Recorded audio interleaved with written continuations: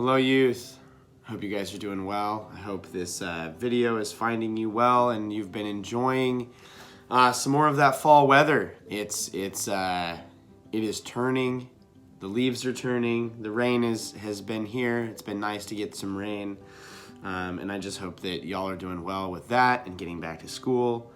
This is your midweek encouragement. We're gonna jump right in. It was nice to have folks back for regular youth group this last Sunday. We had a good time, started our Worldviews series. We're going to keep digging into that Sunday nights. So we're going to be in Proverbs chapter 4, and we're going to be starting in verse 20 this week. And so I want to just put this idea out there that when we focus on something, like whatever we're focusing on as we go about our day, whether it's school, or the stuff on our phone, or the stuff that's going on in our house, or whatever it is that we're focusing on, that often tends to be the thing that becomes our motivation throughout the day, that we return to, and it affects how we conduct ourselves. The thing that we focus on affects how we conduct ourselves. And so it's with this in mind that the Proverbs says in Proverbs 4, starting in verse 20, "My son, be attentive to my words and incline your ear to my sayings. Let them not escape from your sight. Keep them within your heart, for they are life to those who find them and healing to all their flesh. Keep your heart with all diligence, for from it flow the springs of life. Put away from you crooked speech, and put devious talk far from you. Let your eyes look directly forward, and your gaze be straight before you. Ponder the path of your feet. Then all your ways will be sure. Do not swerve to the right or left. Turn your foot away from evil."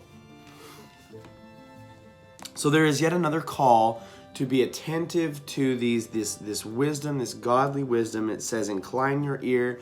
This is another reminder. We've heard this before in the book of Proverbs, but it is then followed by this new challenge, this new phrase that the Proverbs brings up to give us another aspect of how we can relate to this godly wisdom. He says, let wisdom not escape your sight. So we've had incline your ear to wisdom, and now we have do not let wisdom escape your sight. And it also says, keep it within your heart.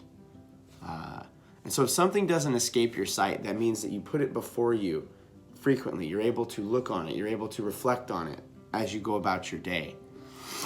And as you do that practice of focusing on that godly wisdom, whether it's scripture or a godly word that somebody has given you, or something that the Spirit has been trying to teach you in your life, as you do that, it becomes your focus, your motivation, and you keep it within your heart.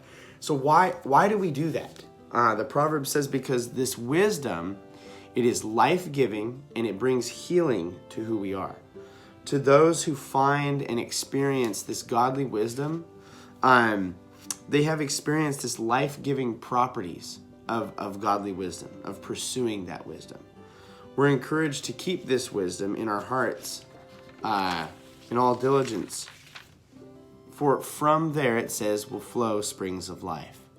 And so in Jewish thinking, and even in our thinking in a lot of ways, when we start talking about who a person is, what their motivation is, what makes them tick, we often talk about the heart. And in their thinking, what goes on in your heart is what is evidenced in your life, the things you do, the way you act. So, if your heart is full of godly wisdom, your life is characterized by it, and it is made evident in how a person lives. So, we would be able to tell what is in the heart of a person, what they care most about, what their focus is by the way they live. We are then challenged not to use crooked or devious speech, to fix our eyes forward, to stay on the path of wisdom. And the reminder is this: if you have godly wisdom and you are growing with God and have the hope of God, and you are pursuing this deeper relationship with God, that's good. That's a good thing.